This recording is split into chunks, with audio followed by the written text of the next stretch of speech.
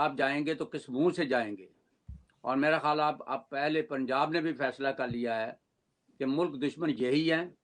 انہوں نے اس وقت بھی جب ملک توڑا اور آج بھی یہی کر رہے ہیں. تو اس لیے میرا خیال ہے کہ اب ان کو کوئی جگہ نہیں ملے گی. میں تھوڑی سی ایک بات یہ کر دوں کہ ایک سوال شامل کر لیں اس میں اگر آپ مناسب سمجھے. اس کے بعد نیب اور جسٹس اقبال کا انتقامی کردار چل رہا ہے، اس پر کوئی روشنی ڈال دیں آپ ذرا تھوڑی. یہ بالکل یہ بہت اچھا کیا آپ نے. یہ سوال جو ہے بڑا اہم ہے، اس لیے کہ جسٹس اقبال جو ہے وہ ہر دوسرے دن جو ہے ایک بیان دیتا ہے کہ جی جو ہے اتنے کروڑ اتنے ارب جو ہے پیسے کلیکٹ ہو گئے ہیں، اور یہ ساری باتیں اپنے دفاع کے لیے کرتا ہے. لیکن یہ بندہ جو ہے یہ بہت ہی اس کا جو ہے بد کرداری رہی ہے. اس نے جا کے بلوچستان کے اندر جو ہے استحصال کیا وہاں کے بلوچوں کا.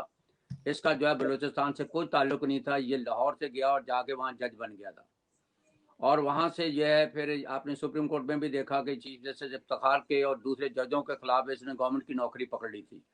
اس کے بعد آپ دیکھیے میمو گیٹ کا جو ہے اس کو بناتے اسی کو ہی، یعنی یہ باقاعدہ جو ہمارے جو ادارے ہیں مقتدر ادارے وہ اسی کو لاتے ہیں کیونکہ یہ ان کا آدمی ہے. اس کا کیا جو ہے کسی کو نہیں پتا چلا کہ جو ہے میمو گیٹ کا کیا ہو. اس کے بعد آپ دیکھیے کہ ایبٹ آباد کا کمیشن پاکستان کی تاریخ کو ذرا جھنجھا کے دیکھیں کہ ایسا کبھی ہوا ہے کہ ایک ملک کے ہیلی کاپٹر 3 گھنٹے تک جو ہے ایبٹ آباد میں آپریشن میں رہے، چاہے وہ ان کا دشمن ہی تھا، پھر بھی پاکستان کی گورنمنٹ اور پاکستان کی فوج کی ڈیوٹی بنتی ہے کہ وہ اپنی سرزمین کو ڈیفینڈ کریں، اور اگر وہ مجرم ہے تو وہ پکڑ کے دے دیں، جیسا اکثر ہوتا رہا. انہوں نے کیا کیا کہ ساتھ بالکل اکیڈمی ایبٹ آباد کی، وہاں پر فوجی افسروں کی ٹریننگ ہوتی ہے، اور انہوں نے کیا کیا کہ وہ 3 گھنٹے آپریشن ہوتا رہا، اور اس کے بعد اس کو بنایا اس کا کمیشن کا انچارج، اور اس نے کیا جواب دیا. یہ ایک بہت بڑا پاکستان کے لیے فساد ہے. اور اب جو ہے آپ دیکھیے کہ قانون بن رہا ہے پاکستان کی تاریخ میں، یہ شاید اس سے بڑا سیاہ قانون نہیں ہے کہ سی پیک کے جو جنرل عاصم ہے وہ کسی پاکستان کی قانون سے گرفت میں نہیں آئے گا، قانون سے بالا تر ہوگا، اور نہ ہی جو ہے وہاں کے معاملے کو کسی عدالت میں چیلنج کیا جائے گا. یہ پاکستان کے جو ہے انسانی حقوق کی اور شہری حقوق کی پامالی ہے، بہت بڑی پامالی ہے کہ ایک آدمی صرف اس کے لیے قانون بن رہا ہے کہ سی پیک کے جو لوگ ہیں جو کرپشن کریں گے یا کرپشن کے ان کے الزام ہیں، ان کو پاکستان کی کسی عدالت میں نہیں چیلنج کیا جائے گا. یہ سب سے بڑا جو ہے پاکستان کا جو ہے یہ اس وقت کیس ہے، جس کو اسی لیے پاکستان میں دن بدن مذاق بنتا جا رہا ہے. ہندوستان جو ہے وہ ایک قسم کی خارجہ پالیسی میں اور دفاعی پالیسی میں انویٹ کر رہا ہے. وہ اگر زمین نہیں انویٹ کر رہا، لیکن اس کے ارد گرد جو ہے پورا اس نے پنجرہ بنا دیا ہے. اس کی دفاع جو ہے نہ افغانستان اس کی مدد کرے گا نہ ایران کرے گا، اور ہم جو ہے پتہ نہیں کس خوابوں میں بیٹھے ہوئے ہیں اور ترکی کو لے کے بیٹھے ہوئے ہیں. کیا ترکی وہاں سے آ کے ہمیں بچائے گا؟ پاکستان اس وقت بالکل تنہا ہے. اس کی خارجہ پالیسی بالکل جو ہے، اور یہ بالکل یہ فرنگیوں کا خاندان جو ہے، یہ سارے اس میں دیکھو زیادہ تر جو ہے فرنگیوں کے گماشتہ ہیں، ان کے مخبر ہیں، اور یہ ان کے جو ہے یہ وہ لوگ ہیں جو لفظ میں ٹی وی پہ نہیں بولنا چاہتا کہ ان کی خواتین کے ساتھ انگریز کیا کرتا تھا.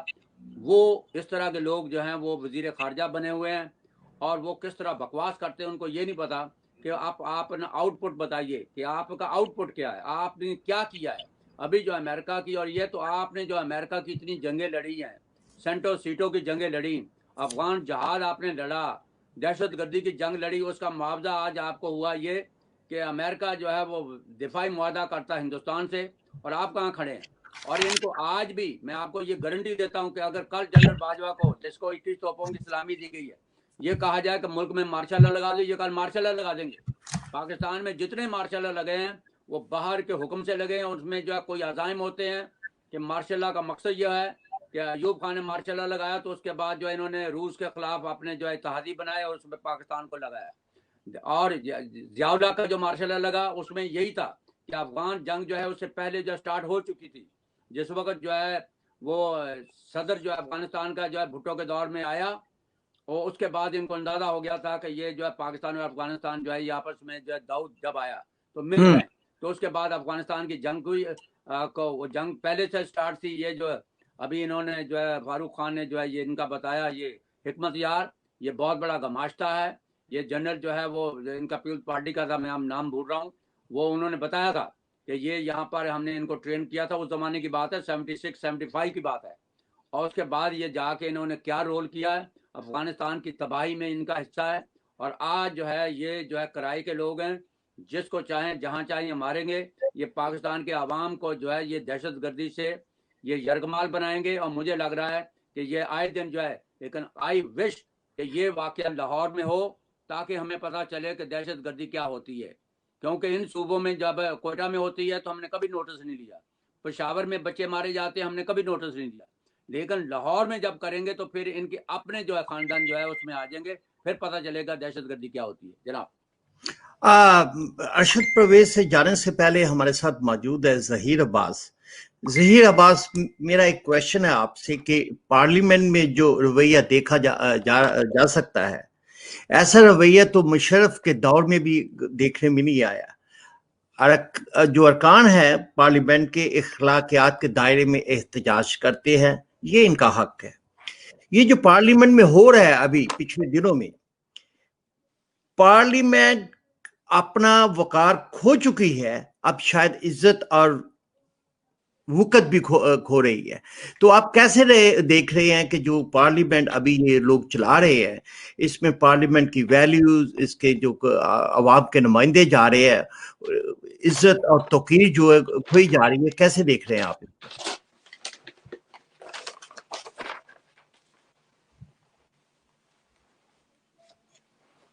السلام علیکم. جی وعلیکم السلام. جی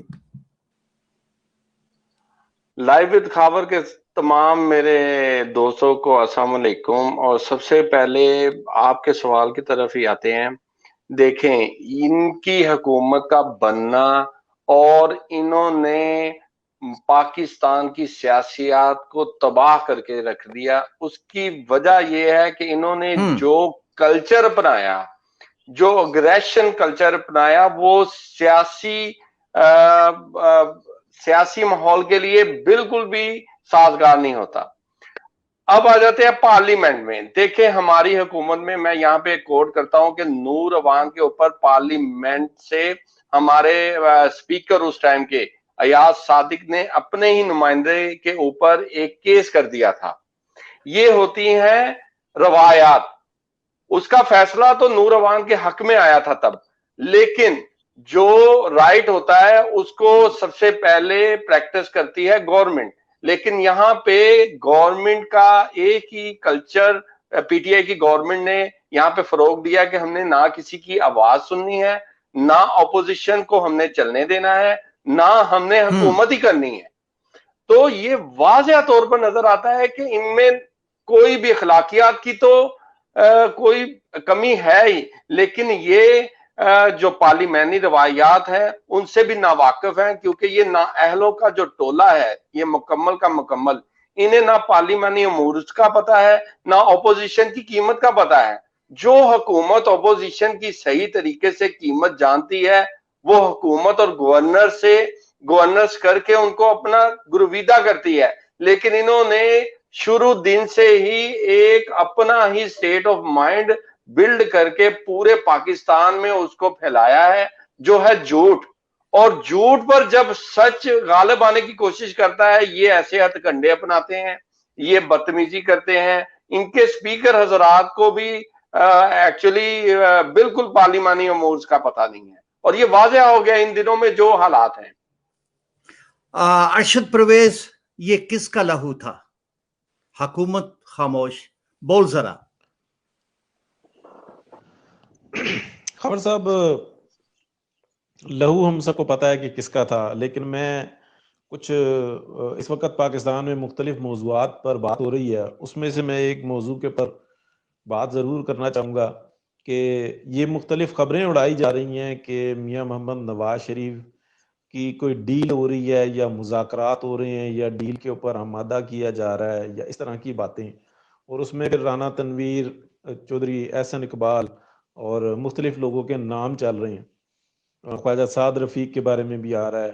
تو یہ باتیں چل رہی ہیں, لیکن خاور صاحب یہ باتیں قطعی طور پر درست نہیں ہیں. یہ ضرور ہے کہ مختلف لوگ مختلف آپس میں باتیں کر رہے ہیں, رابطے کر رہے ہیں, پارلیمنٹیرین کوشش کر رہے ہیں کہ کسی طریقے سے معاملے کو کول ڈاؤن کیا جائے. تو پی ایم ایل این کے اندر سے کوئی بھی ایسا لیڈر نہیں ہے جو کہ میاں محمد نواز شریف کو اس طریقے سے سمجھائے کہ آپ ذرا معاملے کو کول ڈاؤن کریں. مریم نواز کی اور میاں محمد نواز شریف کا جو رابطہ ہے وہ ایک بالکل ایکسیپشنل ہے.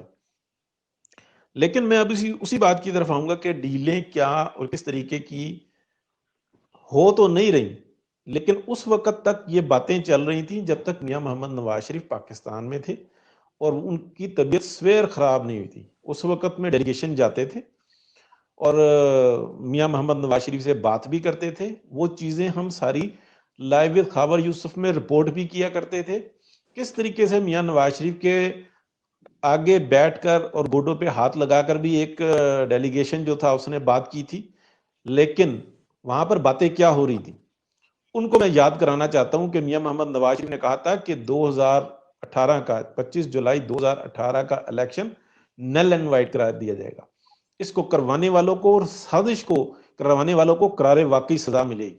پوری ایک انویسٹیگیٹ کیا جائے گا اور اس معاملے کے اندر جو کہ میری ذات سے ہٹ کر یہ پاکستان کی ترقی اور خوشحالی کے اوپر جو اتنا بڑا ضرب لگائی گئی ہے اس کے اوپر پورے طریقے سے ایک انکوائری ہوگی اور اس کے تمام کرداروں کو سزا ملے گی. وہ ججز ہوں, وہ جرنیل ہوں, وہ سول بیوروکریسی ہو, اور وہ بالخصوص پاکستان کے اندر وہ دہشت گرد سیاستدان ہیں جیسے شاہ محمود قریشی, ایسا کیا نام ہے جو پیپلز پارٹی کے ہیں سینیٹر ہیں اس ٹائم میں, یہ اس طریقے سے مختلف لوگوں کے نام باقاعدہ کہ ان لوگوں نے جو کردار ادا کیا ہے, چودھری اعتزاز احسن, تو ان تمام لوگوں کو قرار واقعی سزا ملے گی. تو یہ تمام چیزیں جو ان سی تھی نا میاں محمد نواز شریف کے معاملات میں لیکن اشرف صاحب یہ سزا تو اس 22 کروڑ کو 73 سال سے مل رہی ہے. بات یہ ہے کہ ملک کے 3 دفعہ کے منتخب وزیر اعظم کو جس طرح تذلیل اور ذلیل کیا جا رہا تھا, ان کو پاناما سے لے کے اقامہ پہ ان کو سزا دی جا رہی تھی, ان کو یہ جو ہے آگے. اور اب بھی دیکھیں کہ کیا صورتحال میاں نواز شریف کے ساتھ بن رہی ہے. اگر آپ ڈیپ ڈاؤن دیکھیں تو اس وقت اسٹیبلشمنٹ ہے ہر لہمے پہ میاں نواز شریف کو ٹرن ڈاؤن کرنے کی کوشش کر رہی ہے. اس کے نتیجے میں آپ دیکھیں کہ اتنے ظالم اور فاسق لوگ ہیں کہ انہوں نے پشاور میں مدرسے کے بچوں کو بھی نہیں چھوڑا اور اس کو قتل عام وہاں پہ کیا ہے. اور اصل بات یہ ہے کہ کیا یہ انپٹ ضرور دینا چاہوں گا کہ میاں محمد نواز شریف کے خطابات سنیں تو میاں محمد نواز شریف بڑی وضاحت کے ساتھ کہتے ہیں کہ میری تکالیف اپنی جگہ پر ہے اور میں اس کا حساب بھی نہیں مانگ رہا. وہ 1% بھی نہیں ہے اس تکلیف کا جو 22 کروڑ عوام کو اس ناسور نے جو تکلیف دی ہے. اس وقت میں صورتحال یہ ہے کہ پاکستان میں بیشتر لوگ جو ان سے ہیں بچوں کی فیس نہیں دے پا رہے, جو دیا کرتے تھے, جو آسانی کے ساتھ دیا کرتے تھے, وہ بچوں کی اسکول کی فیس نہیں دے پا رہے. ہمارے یہاں رپورٹنگ نہیں ہو رہی. اگر آپ پتہ کریں کہ اسکولوں میں جو بچوں کی فیس جو ہے وہ مل رہی ہے کس طریقے سے مل رہی ہے, اساتذہ کو تنخواہیں کیا مل رہی ہیں. ہمارا میڈیا کو تو ایسا یرغمال بنایا گیا. میاں محمد نواز شریف نے بات کی ہے ان لوگوں کے لیے اور وہ بہت بڑی تکلیف ہے. لوگ روٹی درست طریقے سے نہیں کھا پا رہے. یہ چیز ہمارے بالکل سامنے آ چکی ہوئی ہے. تو اس کا اگر اب احتساب نہیں ہوگا تو پھر کب ہوگا؟ اس لیے جو ہے نا اس بات کو تو تمام لوگ جو ہے نا بھول جائیں کہ میاں محمد نواز شریف کو نتیجہ جو مرضی بھگتنا پڑے. آلریڈی ان کی فیملی ڈسپرس ہے, آلریڈی وہ جو تکالیف سہ چکے ہیں اور سہ رہے ہیں وہ اس کی پرواہ نہیں کر رہے. میاں شہباز شریف اگر وہ سٹینڈ نہیں لے پائے تو اس کے بعد ان کے ساتھ کون سا بھلائی کا سلوک کیا گیا, تو ان کو مزید رگڑا دیا گیا کہ تم اپنے بھائی کے اگینسٹ نہیں کھڑے ہوئے. تو یہ چیزیں ہمارے سامنے ہیں. میاں صاحب پیچھے نہیں ہٹیں گے, کسی صورت نہیں پیچھے ہٹیں گے, کسی صورت نہیں پیچھے ہٹیں گے. اور رمضان رانا سے جانے سے پہلے ہمارے ساتھ اس وقت فاروق نسیم موجود ہے پاکستان سے. فاروق صاحب السلام علیکم سر. جی وعلیکم السلام اور سب دوستوں کو سلام. پہنچ کے آپ کا سلام. یہ بتائیں کہ آپ پاکستان میں اس وقت موجود ہیں, کیا صورتحال ہے وہاں کی؟ حالات تو ان کے خلاف ہیں کافی. خاور صاحب لوگ جو ہے جس سے بھی میری آج ایک ہی دن ہوا جس سے بھی بات ہوئی ہے سب جو ہے وہ حکومت کے تو خلاف بات کر رہے ہیں, لیکن ایجنسیوں کے خلاف بڑے دبے لفظوں میں, خاص کر کراچی کے لوگ گھبراتے ہیں. اور ابھی رانا بھی صاحب دبے لفظوں میں جو دبے لفظوں میں ہے تو کیوں بولا؟ خلاف دبے لفظوں میں. نہیں جی, دبے لفظوں میں کیا ہے کہ اس ملک کو 73 سال سے میرا مت ہے کہ انہوں نے جس عوام کو جس بے رحمی کے ساتھ انہوں نے ان کو لوٹا ہے, ان کو ختم کیا ہے, ان کا بنیادی حقوق کو سلب کیا ہے, تو ابھی بھی یہ کہہ رہے ہیں کہ میاں نواز شریف نے اتنا سٹیپ لیا, صرف 2 بندوں کو بھی 3 کو پوائنٹ آؤٹ کر دیا, ابھی بھی دبے لفظوں کی کوئی بات ہے؟ کیسے وہ الفاظ اپنے کھولیں گے سر؟ نہیں خاور صاحب, یہاں پہ رانا صاحب سے پوچھیں, یہاں پہ کراچی والوں کے ساتھ ظلم بھی پہلے بہت ہو چکا ہے نا, جس کی وجہ سے وہ گھبراتے ہیں اپنے لب کشائی کرتے ہوئے. ٹھیک ہے, یہاں پہ جو ہے پہلے ایم کیو ایم بنائی گئی, پھر ایم کیو ایم کو ختم کیا گیا, پھر ایم کیو ایم کو ختم کرنے کے لیے ان کے ساتھ جو ظلم روا رکھا گیا وہ تو سب کے سامنے ہے, اور سچ اور حق تو ہمیں بولنا پڑے گا. یہ نہیں ہے کہ ہم جو ہے یہ کہیں جی کہ انہیں ختم کرنے کے لیے انہیں بڑے پیار سے ختم کیا گیا, نہیں, اس کے ساتھ ظلم بھی کیا گیا. لیکن اگر جیسے میاں صاحب کی حکومت آئی تھی تو ان لوگوں نے صرف جو ہے کرمنلز کو ٹارگٹ کیا تھا, جس کی وجہ سے امن آیا تھا کراچی میں. اس امن کو لوگ یاد کرتے اور میاں صاحب کو یاد کرتے, یہ تو اوپنلی ہے. لیکن ایجنسیوں کے بارے میں بڑا دبے لفظوں میں کرتے ہیں. رانا صاحب میری تائید کریں گے, رانا صاحب کو کراچی کے حالات کا معلوم ہے کہ کس طریقے سے جو ہے یہاں سر رکھا. گجرانوالا کراچی کوئٹہ کے جلسے کے بعد آپ نے یہ دیکھا, اور انہوں نے اپوزیشن کو وارننگ دینے کے اور بھی طریقے ہو سکتے تھے, لیکن انہوں نے پشاور کے معصوم بچوں کی جان سے کھیلے ہیں. اور یہ آویز چیز ہے کہ یہ جو دہشت گردی پشاور میں ہوئی ہے, آپ تو دبے زبان سے بات کر رہے ہیں, یہاں پہ ہم کہتے ہیں کہ اس دہشت گردی کے پیچھے وردی ہے سر. اور جی, آپ کی اگر اپنی زبان لب کشائی آپ نہیں کریں گے, دبے لفظوں میں کہیں گے, تو کب تک کریں گے؟ میاں نواز شریف نے تو ان کے شخصیات کے نام بھی لے کے دے دیے ہیں کہ بھائی یہ قمر جاوید باجوہ ہے جس نے ان کو 2018 میں الیکشن کو ریگ کیا تھا. یہ جو حمید کیا نام ہے اس کا, فیض حمید جو ہے, اس نے پیسے بانٹے تھے وہ مولوی خادم حسین کے جلسے میں, اور انہوں نے منتخب گورنمنٹ کو نیچے کیا تھا. تو ابھی میرا مطلب ہے کہ اس میں چھپانے والی کون سی بات ہے؟ اور یہ تو صرف اپنا جو سروائیول کا رستہ ڈھونڈ کر کے یہ پشاور میں کریں گے, آگے اور واقعات کریں گے, یہ عوام کے خون کے ساتھ ہی کھیلیں گے. لیکن تھوڑا سا پروگرام کو آگے بڑھاتے ہیں. مجھے میں خان فاروق سے جانے سے پہلے میں رانا صاحب سے ایک کویشچن کرنا چاہتا ہوں. رانا صاحب, سپریم کورٹ میں قاضی عیسیٰ کے فیصلے کے بارے میں ہمیں کچھ بتا دیں پلیز. میں نے بتایا نا کہ قاضی عیسیٰ کا فیصلہ یہ جو ہے, ابھی ارشد صاحب بات کر رہے تھے, ہمیں خوابوں کی دنیا میں نہیں رہنا چاہیے. جو سپریم کورٹ اپنے جج کے فیصلے کو بھی انہوں نے جو ہے سپریم جوڈیشل کاؤنسل اور FBR کے اندر لٹکا کے رکھ دیا, جبکہ فیصلہ جب ہو جاتا, جب ریفرنس ہی غلط ثابت ہو گیا, تو اس کے بعد یہ ضرورت ہی نہیں رہی کہ سپریم جوڈیشل کاؤنسل جو ہے اسٹل جو ہے اس کی انویسٹیگیشن کرے. یعنی اچھا مطلب ہے کہ ان سے جو ہے جو بڑے ادارے ہیں جنہوں نے آ کے کہا ہوگا کہ بھائی یہ چیز تو رکھنی آپ نے, تو لہذا اس سے ہمیں پتہ چلنا چاہیے. اور ایک ہی بات یاد رکھ لیں, میں اکثر لوگوں کو بھی کہتا ہوں کہ طاقت کا جواب طاقت سے نہیں دیا جائے گا تو یہ کوئی نہیں ہوگا. اس کا مظاہرہ, اس کا تجربہ, اس کا مشاہدہ آپ دیکھیے ارجنٹائن کے اندر ہوا, جو بڑی دنیا کی ورس قسم کی جو ہے فوج کے جو ہے کنٹرول میں تھے. چلی کے اندر ہوا, اور اس کے بعد جو ہے اللہ تعالیٰ نے ترکی میں موقع دیا جو 1920 پہ مسلط تھی, اور انہوں نے کتنے وزیر اعظم مار ڈالے اور برطرف کیے, اور وہ ان کے پاس حق تھا کہ جس وقت چاہے وہ مارشل لا لگا دے, ان کے آئین میں وہ لکھا ہوا تھا.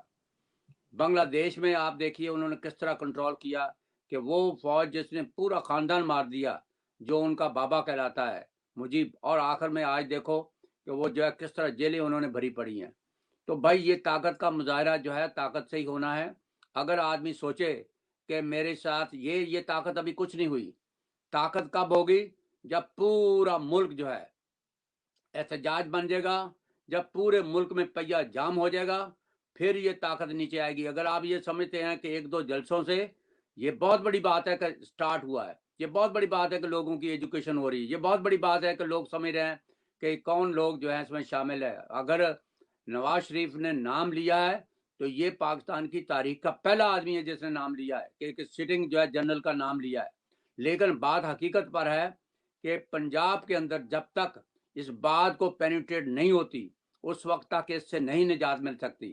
اور یہ آپ یہ دیکھیے کہ یہ جو دہشت گردی کا آپ نے ذکر کیا ہے, جب دھرنا دیا انہوں نے جو 126 دن رہا اور 1.25 ارب یعنی 125 کروڑ روپے اخراجات آئے اور آخر میں 200, 250, 300 بندہ رہ گیا, اس میں دہشت گردی کا کبھی خطرہ نہیں رہا. پورے جو ہے 4 مہینے تک جو ہے وہ رہے, اس میں دہشت گردی کا کوئی جو ہے خطرہ نہیں تھا. اور پھر فیض آباد کا دھرنا ہوا, اس میں کوئی دہشت گردی کا خطرہ نہیں تھا. آج جو ہے اپوزیشن کے جلسوں کو وہ آج دیکھیے کوئٹہ کے اندر جو ہے انہوں نے دھماکہ کیا ہے بتانے کے لیے, لیکن لوگوں نے پرواہ نہیں کی. اور کوئٹہ کا جلسہ بتانے میری بات ہوئی, انہوں نے کہا کہ اس اسٹیڈیم سے کئی گنا باہر جو ہے باہر لوگ تھے. یعنی مطلب دیکھا جائے کچھ کہ اس کے علاقے اور چھوٹے شہر کی نسبت جو ہے کتنا بڑا تھا. پشاور میں ان کو پتا ہے کہ آخری جلسہ, اس میں کوئی شک نہیں کہ پشاور کا جلسہ ان کو لے ڈوبے گا. کیوں کہ یہ ان کی حکومت کے اندر ہو رہا ہے. اور اس کے بعد جب یہ واپس جائیں گے ملتان اور پشاور تو ان کو نظر کچھ نہیں آئے گا. لیکن یہ آپ کو پتہ چل جانا چاہیے کہ یہ دہشت گردی جس کو جو ہے وہ پی ڈی ایم کے لوگ کہتے ہیں کہ اس کے پیچھے وردی ہے, اس میں کوئی شک والی بات نہیں.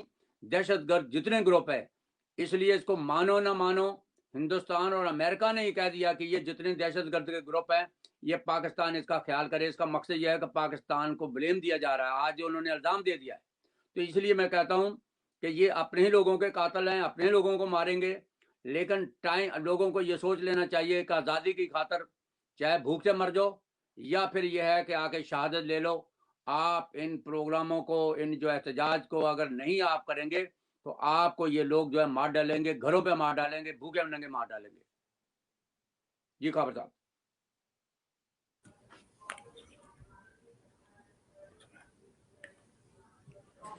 اب کی آواز بند.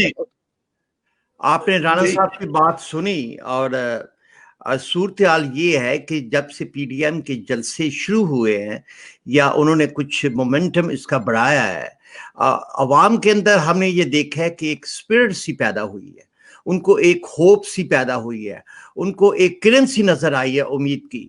کیونکہ یہ عوام جو ہے 22 کروڑ عوام جو تھی یہ 73 سال سے پس رہی تھی, ان کے بنیادی حقوق کو سلب کر دیا گیا تھا, ان کے لیے زندگی جو ہے وہ اجیرن کر دی تھی. جس ملک کے اندر ایک نان جو ہے وہ 15 روپے کا بکنا شروع ہو جائے, جس ملک کے اندر 50 سے چینی جو ہے 110 تک چلی جائے, اور ان کا ذریعہ انکم جو ہو, ذریعہ معاش جو ہے ان کی انکم جو ہے اس سے کم ہو, تو عوام کے لیے ایک ان کو سراپا احتجاج ہونا پڑتا ہے. آج کل کی صورتحال سے لے کے اور یہ جو میاں نواز شریف صاحب کا بیانیہ چلا ہے جس پہ انہوں نے 2-3 بندوں کو پوائنٹ آؤٹ بھی کیا ہے کہ یہی بندے مجرم ہیں, باقی جو فوج کے ادارے جو ہے وہ اس میں اس کو ہم عزت دیتے ہیں, احترام کرتے ہیں. تو خان صاحب آپ کیسے ان تمام باتوں کو ملا کے کیسے دیکھ رہے ہیں, کیسے اس کا لنک تیار کریں گے آپ؟ یہ بڑا ضروری تعین تھا جو انہوں نے کیا, کیونکہ پہلے حملہ جو انہوں نے کیا کہا کہ جی یہ انڈین بیانیہ ہے, اور مجھے اچانک وہ ایک سیاسی لطیفہ یاد آ گیا, گو کہ ماحول بڑا سیریس ہے, مگر میں چاہتا ہوں تھوڑی بہت لائٹ بات بھی ہو تاکہ ہمیں کوئی امید کو سمجھنے کی بھی کوشش کریں. کہتے ہیں کہ جھوٹوں کا عالمی مقابلہ تھا اور سب کو پہلے سے پتا تھا کہ شیطان جھوٹ میں جیت جائے گا, تو ہر ملک کا بندہ آیا, اپنی فنکاری کرتا رہا, شیطان بھی آیا, شیطان کمرے میں گیا, جھوٹ بولا, مگر تھوڑی دیر بعد غصے میں گل میں دیتا ہوا باہر آیا. لوگوں نے پوچھا کیا بات ہے, کہتا ہے یہ نیازی کون ہے. ہاں کہ مطلب یہ جو اس سے بھی بڑا جھوٹا تھا, اس نے کہا یہ نیازی کون ہے یار, یہ اس سے بھی بڑا جھوٹا. تو اس وقت ایک اور جھوٹ ابھی جو تیار ہوا ہے ان لوگوں کو مایوس کرنے کے لیے, وہ یہ تھا, ابھی ایک جوک چل رہی ہے پی ٹی آئی کے اندر. یہ بھی میں آپ کو ایک بڑی بات بتاؤں. پی ٹی آئی کے اندر جوک یہ چل رہی ہے کہ پرائم منسٹر صاحب باجوہ صاحب کو فائر کر دیں. تو پی ٹی آئی کے اندر یہ بات چل رہی ہے کہ پرائم منسٹر عمران خان صاحب باجوہ صاحب کو جاب سے فارغ کر دیں. यानी क्या, ताकि पीडीएम की सारी सियासत जो है वो कोलैप्स कर जाए। अब आप अंदाजा लगाएं कि इमरान खान साहब अगर बाजवा साहब को खुदा न खास्ता कोई इस तरह की अटेम्प्ट करते हैं तो इमरान खान साहब का क्या असर होगा। आपको पता ही है कि मुशर्रफ के दौर में भी मियां साहब ने जब मुशर्रफ को सुपरसीड करने की कोशिश की थी तो 2 कर्नल्स जो बाद में कोर कमांडर कराची बने उन्होंने टेक ओवर कर लिया था। 2 कर्नल्स ने, उनकी किताब में पूरा लिखा हुआ है कि वो 2 कर्नल टेनिस खेल रहे थे, खबर आई कि जी वहां पे जनरल ज़ियाउद्दीन को क्राउनिंग हो रही है, उसकी बैज लग रहे हैं, तो उन्होंने आके रोक दिया। तो ये एक अंदर भी उनके एक ऐसा हैजानी कैफियत चली हुई है। आपको याद होगा कि पीटीआई के अंदर पाकिस्तानियों का एक ऐसा तबका, एक ऐसा गिरोह भी मौजूद था कि जो दुनिया में मायानाज थे अपने अपने फन में, मेडिकल में, साइंस में, एजुकेशन में, सोशल वर्क में, पानी के हवाले से, ओशन साइंसेस के टॉप के दुनिया के जो पढ़े लिखे लोग थे वो पीटीआई के वो मेंबर्स थे। और जब उनको आइडिया हुआ कि ये झूठ हमारे साथ बोला गया है तो उन्होंने अमेरिका से एक एफबीआई का एजेंट हायर किया, पाकिस्तानी नजाद, उसको पाकिस्तान भेजा और उसने जाके इमरान खान साहब का इंटरव्यू लेने की कोशिश की, जिसको धक्के मार के उन्होंने बाहर निकाला। हम आज तक अपने मीडिया में उस आदमी से फायदा नहीं उठा सके जिसने इन्वेस्टिगेशन की थी, इस सारे फ्रॉड की आइडेंटिफाई किया था एक एक बंदे को। हमें चाहिए कि हम उसको भी बुला करके, जिस तरह पीटीआई के खिलाफ एक केस अदालत में लगा हुआ है उसका फॉरेन फंडिंग का, तो उसका भी बयानिया ले लें। यकीन करें कि ये सारी कहानी एक इन्वेस्टिगेटिव एंगल से जिस दिन सामने आएगी तो हैरान और परेशान आप लोग हो जाएंगे कि इसके अंदर इंडिया का कितना बड़ा हाथ है। इंडियन कितने बड़े पैमाने पे न सिर्फ इसके अंदर इन्वेस्ट कर रहे थे, क्योंकि हर वो चीज मार्केट को जो पाकिस्तान सप्लाई करता है पाकिस्तान के अंदर से खत्म होकर इंडिया से लानी पड़ी, पाकिस्तान को इंडिया के लिए मार्केट बना दी। ज़हीर अब्बास साहब आपका मैंने शायद हाथ देखा है। जी जी सर, मेरा यहाँ पे सवाल है कि अवाम से पहले क्या हमारी मुहिब्बे वतन फौज को नहीं जागना चाहिए? कौन सी मोहब्बत वतन फौज? मेरा एक आपसे उल्टा सवाल है कि आप निशानदेही कर रहे सवाल हैं। अच्छा है ये आपका सवाल नजरियाती तौर पे। सर मैं आप जिसकी निशानदेही मियां साहब ने अपने बयानिए में कर दी है कि भाई ये चंद शख्सियात हैं जो सारे अवामल के पीछे हैं। अब मुहिब्बे वतन जो पाकिस्तानी फौज है उसको ये सोचने पे मजबूर नहीं किया, जैसे पीटीआई के मेंबर्स भी सोचने पे मजबूर हो गए कि हमारे साथ धोखा हो गया है।